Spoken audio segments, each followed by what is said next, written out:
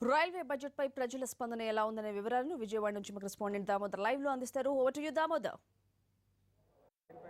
Swathi, railway budget ఏదైతే ఉందో దాని మీద తీవ్రమైనటువంటి అసంతృప్తి ఉంది. ఇటు ప్రజల్లో కూడా అసంతృప్తి ఉంది.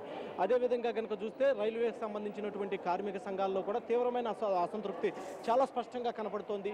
మొత్తం కూడా ఈరోజు జరిగినటువంటి ఇది చూస్తే కనుక సురేష్ ప్రభు ఏదైతే ప్రకటించారో ఆ ప్రకటించిన దాంట్లో ఏ విధమైనటువంటి ఈ కొత్త రాష్ట్రం, విభజన రాష్ట్రంలో కొత్త మొత్తం ఇవన్నీ కూడా వస్తాయని ఊహించారు. కానీ ఒక్క ప్రాజెక్ట్ అంటే ఒక్క ప్రాజెక్టు కూడా రాని పరిస్థితి ఉంది. ఒక విషయం, రైల్వే బడ్జెట్ చివరిలో విజయవాడ కాజీపేటకు 3వ లైన్ నిర్మాణం అని చెప్పేసి ఒక్క ప్రకటన మాత్రం చేయగలిగారు. కానీ ఆ రైలు నిర్మాణం, ఆ ట్రాక్ నిర్మాణం అనేది కేవలం గూడ్స్ వాహనాలకు ఉపయోగపడుతుంది. కానీ రైల్వే శాఖకి, ప్రయాణికులకు కానీ వీరికి ఎవరికి కూడా ఉపయోగపడేది లేదనేది మాత్రం మొత్తం కూడా రైల్వే వర్గాల్లో మాత్రం తీవ్ర అసంతృప్తి ఉంది. ప్రజల్లో కూడా అదే అసంతృప్తి ఉంది. ఏదైతే వృద్ధులకు, వీరందరికీ కూడా లోయర్ బెర్త్ స్కీమ్ ప్రకటించామని చెప్పేసి చాలా ఘనంగా సురేష్ ప్రభు చెప్పుకున్నారు. కానీ ఏదైతే రైల్వే రిజర్వేషన్ ఫామ్లోనే వృద్ధులు కానీ, వికలాంగులు కానీ, లేదంటే గర్భిణీ స్త్రీలు కానీ వీళ్ళు ఎవరైతే ఉన్నారో వాళ్ళకి ఆ ఫామ్లోనే మెన్షన్ చేసుకోవచ్చు. ఇప్పటికే ఆ సౌకర్యం ఉంది. కానీ ఆ సౌకర్యం ఉన్నప్పటికీ కూడా మేము అది చేశాము అని చెప్పేసి వృద్ధులకి, గర్భిణీలకు తాము సౌకర్యం కల్పించాము అని చెప్పేసి చెప్తున్నారు. దీని మీద మాత్రం తీవ్ర సంతృప్తి ఉంది.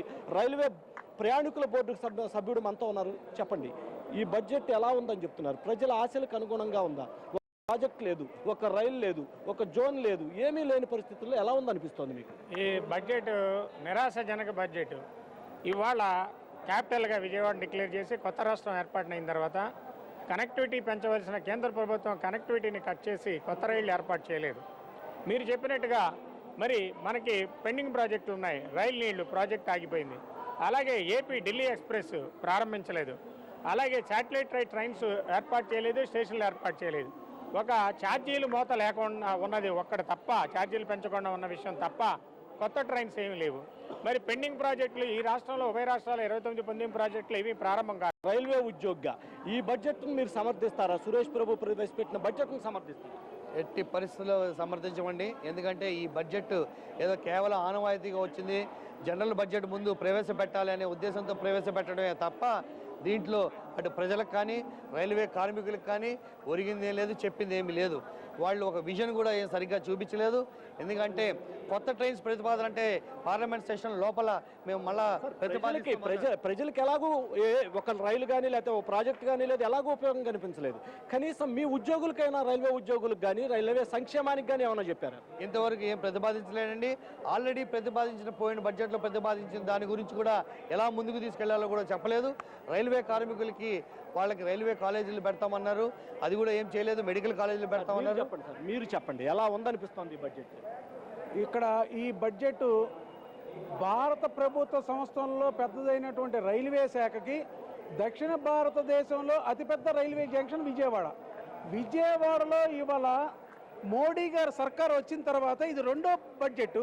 మొట్టమొదటి బడ్జెట్లోనే సగం రేట్లు పెంచి మీకు ఉన్నతమైనటువంటి ప్రయాణం ఇస్తామని చెప్పి ఇవాళ విజయవాడ 1500 కోట్ల రూపాయల ఆదాయం నుంచి 3700 కోట్ల ఆదాయం చూపించే విజయవాడకి, అందులోనూ నేను ఇక్కడ ఒకటే ఈ 25 మంది ఎంపీలు కోరుకుంటున్నా, అయ్యా మీరు సురేష్ బాబు గారికి, మోడీ గారికి మీకు ఒక భూతత్వం ఇచ్చి ఇక్కడ మనం ఒక రాష్ట్రాన్ని చీల్చాము, ఒక క్యాపిటల్ అనేది ఒకటి ఏర్పరచుకుంటున్నారు, వాళ్ళకి ఒక అనుసంధానంగా వాళ్ళందరికీ ఉపయోగపడేటట్టుగా ఒక రిలేటెడ్. మీరు చెప్పండి, ఎలా ఉందనుకుంటున్నారు? చాలా నిరుత్సాహంగా ఉందండి. మనకు రావాల్సినటువంటి విశాఖపట్నం జోన్ రాలేదు. పోయినసారి అనౌన్స్ చేసినవి కూడా జరగలేదు. మనం రాష్ట్రం 5 ఏళ్లలో అడుక్కు తినే స్థితిలోకి వచ్చింది. కట్టుబట్టలతో బయటికి పంపారు. అయినా సరే స్టేజీల మీద వాగ్దానాలు తప్ప ఎట్టి పరిస్థితుల్లో మనకు జరుగుతున్న హెల్ప్ ఏమీ లేదు. రాష్ట్రంలో చాలా సమర్థవంతమైనటువంటి నాయకత్వం ప్రస్తుతం ఉన్నదండి. మరి ఈ నాయకత్వం ఆ ఎన్డీఏ గురించి ఆలోచించుకోవడం మంచిదని భావిస్తున్నాం. స్వాతి, మనం చూసాం జనం ఎంత ఆగ్రహంతో ఉన్నారు అనేది మనం చాలా స్పష్టంగా కనబడుతోంది. ఒక వృద్ధుడు కూడా, దాదాపుగా 60 సంవత్సరాల వ్యక్తి కూడా చాలా స్పష్టంగా చెప్తున్నారు, రాష్ట్రంలో ఉన్నటువంటి నాయకులంతా కూడా ఆలోచించుకోవాలి ఈ బడ్జెట్ గురించి అని చెప్తున్నారు. Vote Hyderabad studios. Right Damodar, thank